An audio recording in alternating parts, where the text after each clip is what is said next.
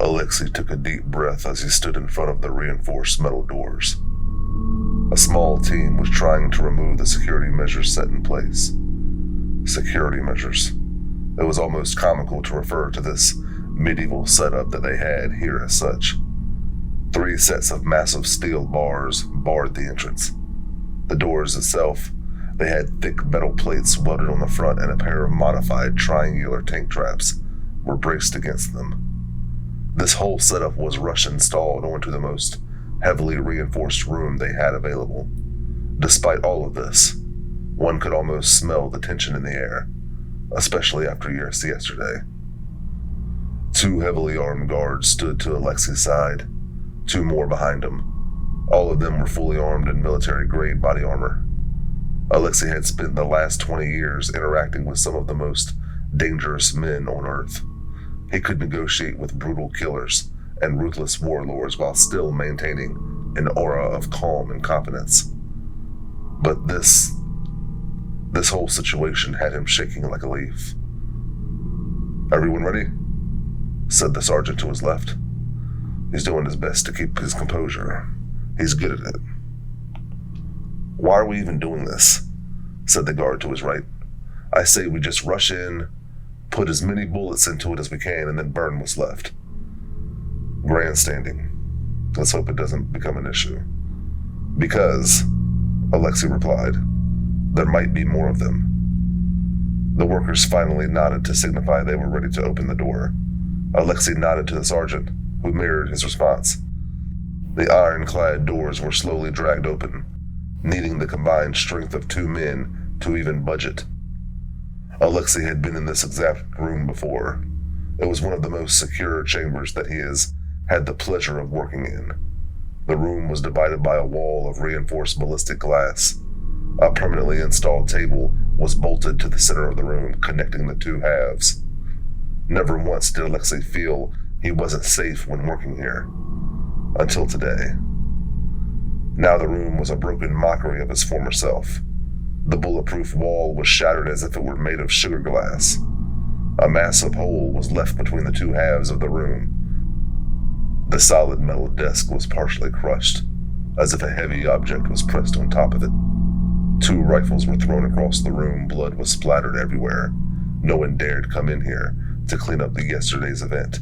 The whole place reeked of iron. The room no longer really provided any semblance of security for Alexi or his guards, but it was decided that it would be riskier to try and move the prisoner to a different chamber. The interrogation would have to take place here. There, in the center of the room, sat the creature. The thing was difficult to describe. It was humanoid in basic structure, though strangely thin and gangly. From what Alexi could see, its upper torso was mostly human-like except for its forearms and legs, which were long and encased in a bluish-green exoskeleton. Its hands bore long, chitinous fingers that ended in sharp claws. The rest of its body, oddly enough, was covered in skin. Human-like but tinted slightly green, the androgynous face was almost completely human except for a pair of insectile mandibles that sprouted under the 2 corners of its mouth. It had a pair of large, round eyes with golden iris that it almost seemed to glow. Instead of hair, it had long, spiny tendrils that grew from its scalp and came down past its shoulders. They moved and coiled against each other like a pit of snakes. The creature had 2 pair of gossamer lace wings like that of a giant dragonfly. They buzzed behind the thing periodically. The creature was like some strange sci-fi project grafted together from human and insect parts. What added a sense of dramatics to the whole scene was how the creature sat in the center of the room at the desk, like this was just another normal interview. The way it tapped its fingers across atop the bent table made Alexi uncomfortable for some reason. The creature smiled at Alexi, showing off its pair of canines. The smile wasn't that of a malefic, arrogant killer, the type Alexi was so used to. It was more like that of a child, almost innocent and filled with curiosity. Alexi slowly sat down, his eyes drawn to the large shackles that clung around the creature's wrist. The heavy chains between them clearly cleaved in 2. Hello? Christopher, is it? Alexi had watched yesterday's interview from the security camera. That is, until it was destroyed. Its last recording was that of a security officer being tossed at it like a rag doll. He knew this creature had a rough understanding of English, and it had apparently even given itself a human name. Yes, Christopher, it is. Yes. It spoke in a sharp, almost mellifluous voice. It had layers to it, as if two people talking at once, perfectly harmonized. It had spoken so suddenly, the guards all flinched and the clicking of rifles filled the room. The creature's head jerked up to face the sounds as claws pressed on the table hard enough to force a creak from the metal surface. The motion was eerily sudden, as if a few frames were missing. For a moment, Alexi feared they were already dead, but nothing more happened. The creature just stared at the barrel of the rifle, the mandibles of its mouth rubbing together as its head tilted left to right. All right, everyone, let's calm down, Alexi said, not even making an effort to hide his anxiety. The creature just continued to stare at the rifle. We wouldn't want anyone getting hurt now, do we? Sergeant, please, lower your weapon. As the soldiers slowly lowered their guns, the creature too sat back down. So, Christopher, that is. An interesting name. Where did it come from? Christopher, be hearing it from person in woods. The men had found the creature in the middle of Bakersfield Forest. This was probably what it was referring to. Christopher learning a lot from person in woods. Did this person teach you English? English? Did they teach you how to speak? Yes, Christopher watching person a lot when Christopher was being small. Christopher learning to be speaking from watching. When you were small, you say? How long have you been here? 3 days? What? No.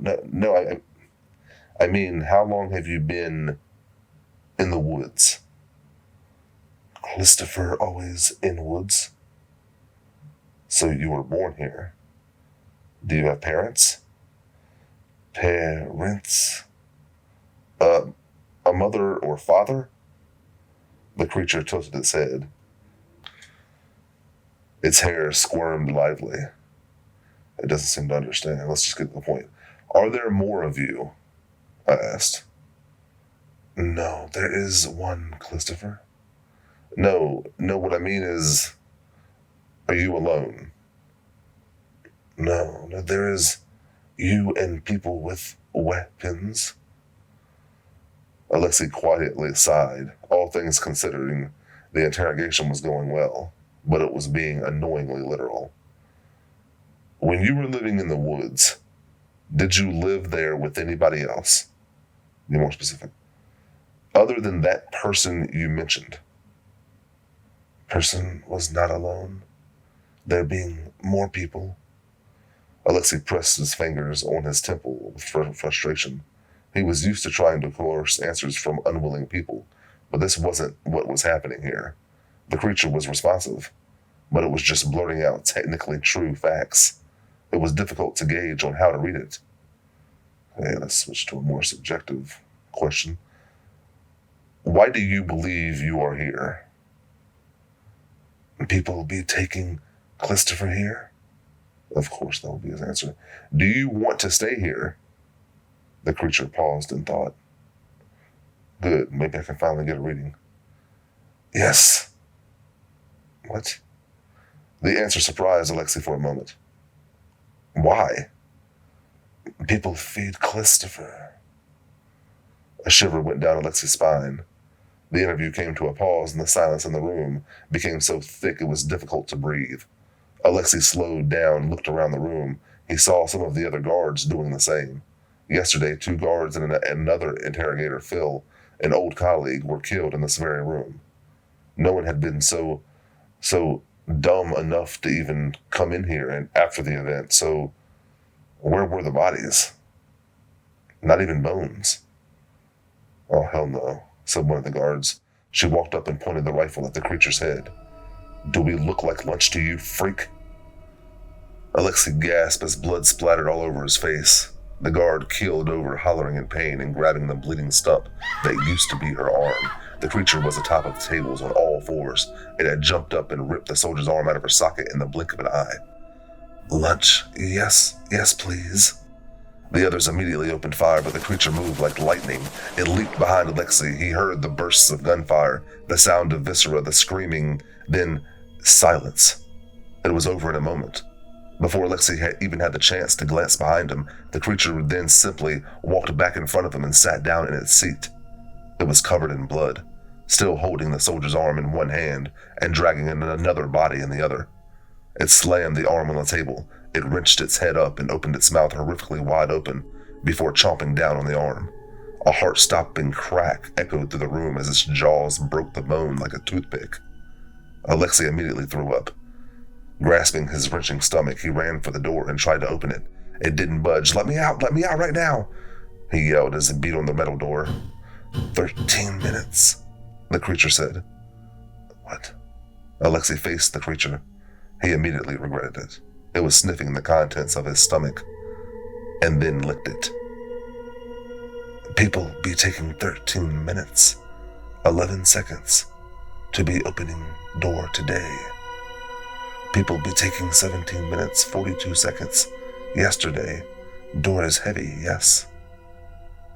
Alexi just stood there, stunned, confused, both. Are you going to eat me too?" Alexi flinched as another bone-breaking crunch echoed through the room. "Maybe," it replied. The baffling scenario snapped him out of his hysteria. What is happening here? His mind started working again, and he looked around the room. There were 6 destroyed rifles scrunched up like paper, scattered amongst the gore. 6. 2 rifles were already in here. Both were intact, and when I entered the room, it went out of its way to destroy the other 2. Alexi then saw a crushed handgun. He reached for his sidearm to find the whole holster had been ripped off. So quick, I didn't even notice. It actively spared me. Alexi heard the grinding of metal on metal as the men outside began the unlocking process. Stop! Don't open the door!" Alexi shouted. The creature suddenly paused from eating and looked up at Alexi. Alexi gathered himself and returned to his seat. He faced the creature and looked it in the eye. "Do you still want to stay here?" he asked. No, Christopher wants to be leaving now. Just as I thought. Because of the guns, the weapons, they can hurt you. Alexi pointed at a grouping of fresh wounds on his left shoulder. It was oozing with a sticky yellow blood. "You didn't know what those were, did you? Until now." Yes. The creature responded. It continued to take another bite, but now it refused to break eye contact. "Weapon, gun, it can be hurting. Christopher, but yes. But Christopher is knowing now. People easy. Easy to dodge, yes. But a lot of them can still get you." Alexi motioned towards the busted rifles scattered on the ground. "And you know we have a lot of them." There was a pause. "Every people be having gun?" the creature asked. Alexi nodded. "You realized you needed to get out. That's why you let me live. You knew they would have to open the door. It's such a simple plan, but it must have come up with it the instant they got hit." The creature just stared at him with a full mouth. As it chewed, Alexi could hear the crunching of bones.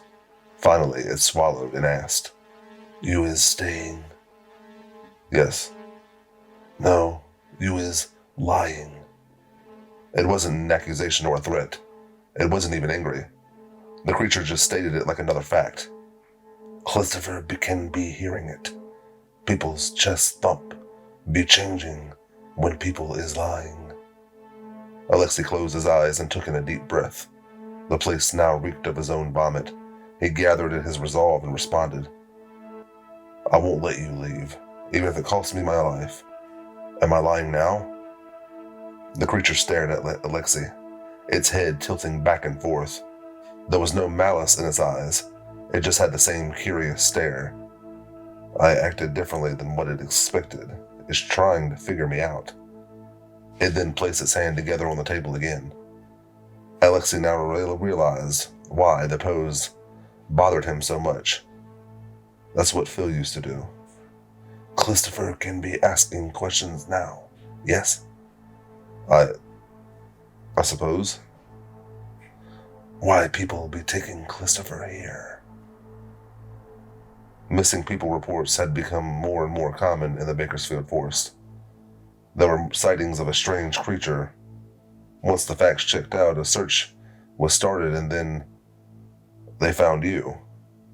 Christopher blinked before responding with, No.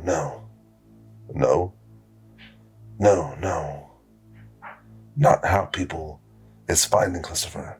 Why people is taking Christopher.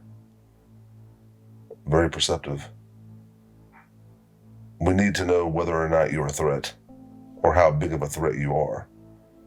Threat. Dangerous. How dangerous you are. Alexi motioned to the bloody room. Obviously very. Now we need to know if there are any more of you. There is one Christopher. It's repeating itself. It gives automatic responses whenever it can. I mean, do you have any friends or family? The creature tilted its head again. Family. This wasn't a question. It knows what that word means. It's thinking. What are you trying to do? You and person in woods. Very same, it said. What do you mean? Both wanting to die. Such an odd way to phrase that. I don't want to die. I'm just... Person had family. It interrupted. You have family also, yes? Alexi paused. That's some scary intuition.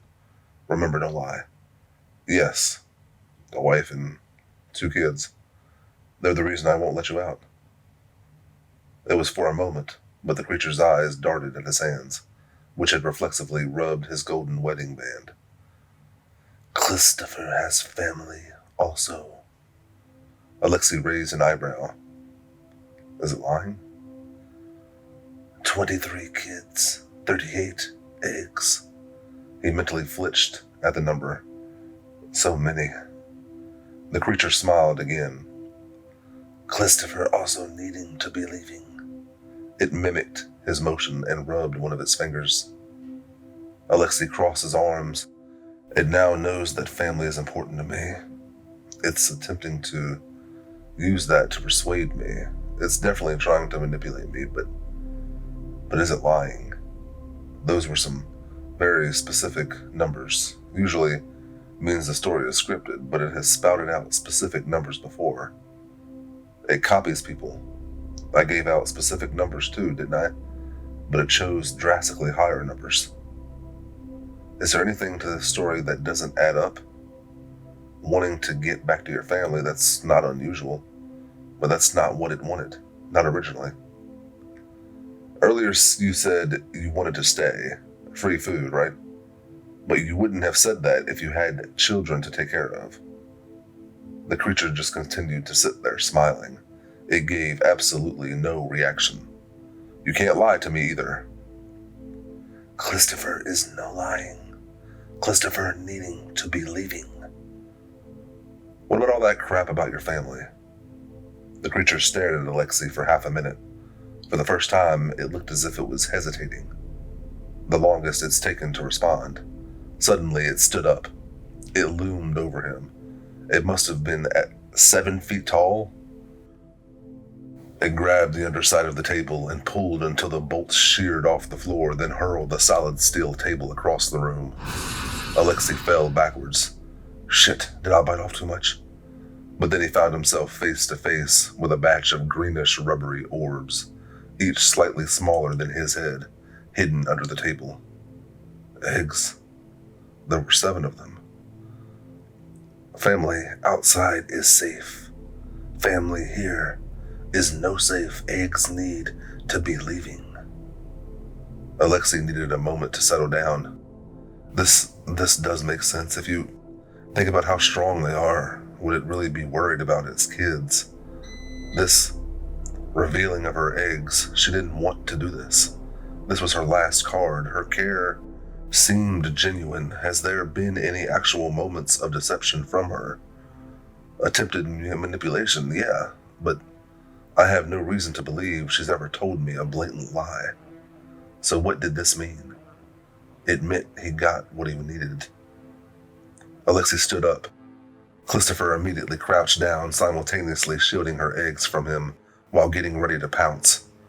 Alexi held out his hands to show he was unarmed and moved painfully slow. I'm gonna reach into my coat and grab my phone. She might not know what that is. It's not a weapon.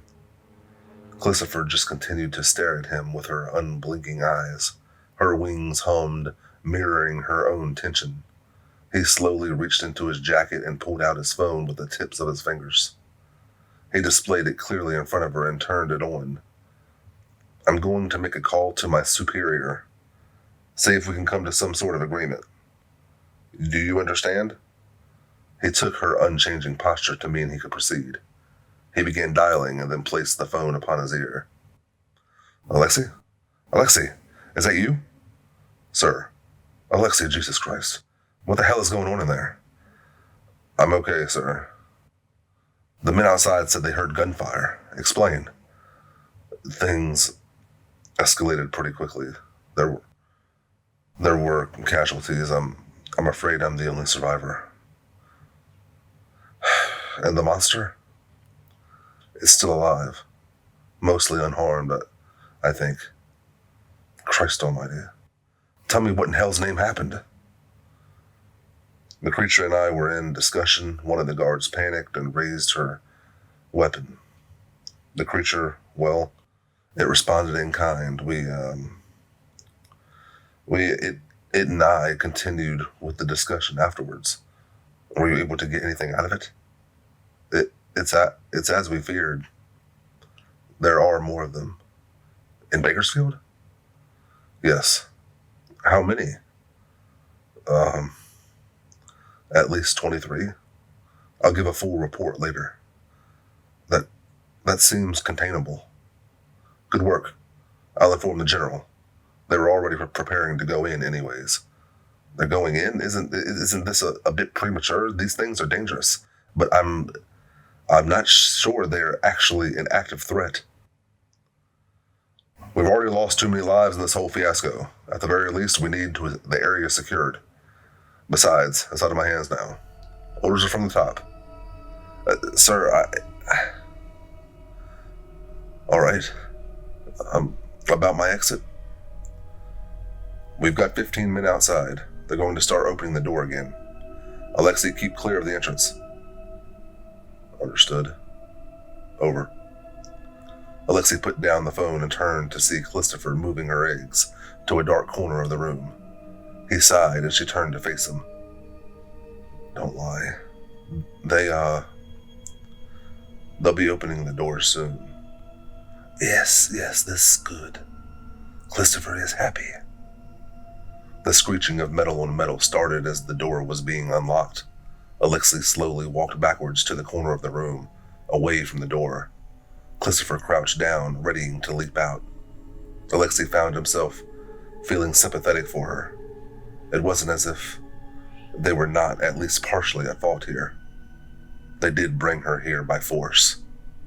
The grinding stopped and the door screeched open to a roar of gunfire.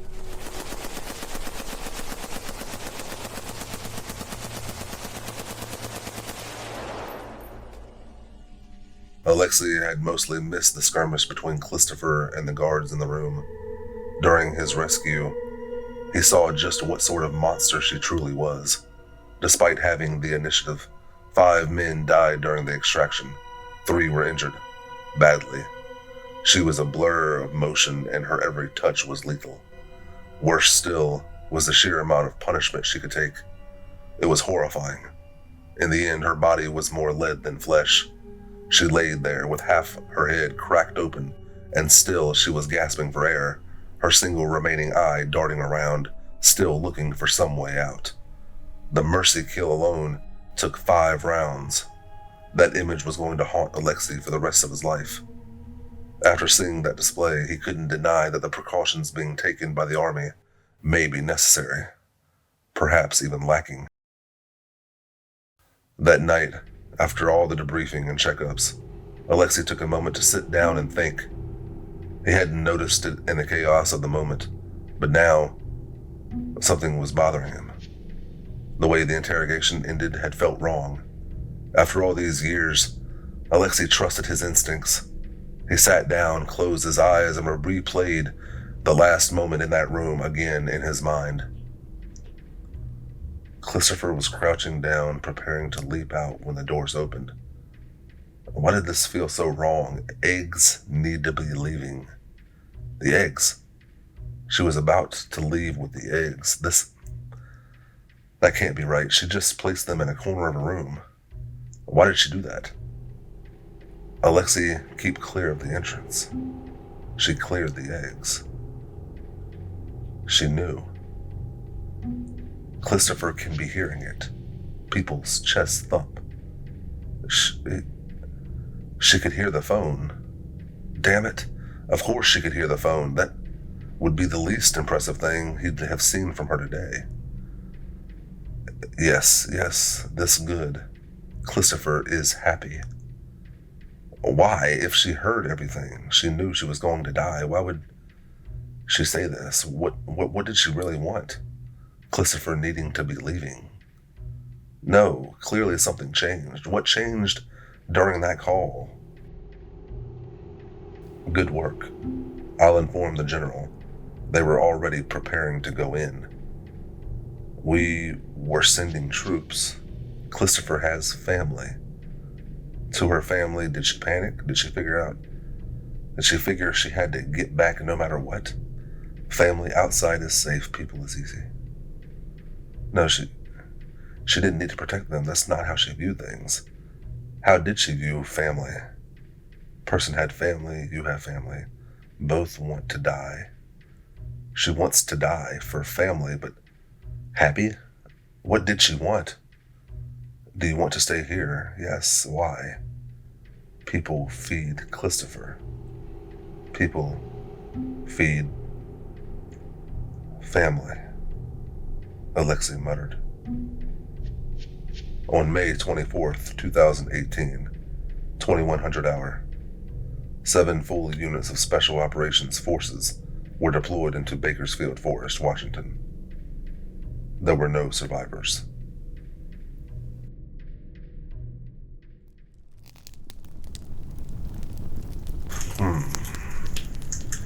A misunderstood beast just wanting to protect her children.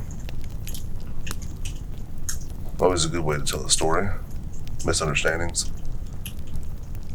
Misunderstandings are usually the central theme of most of these creature stories. That one was a fun one.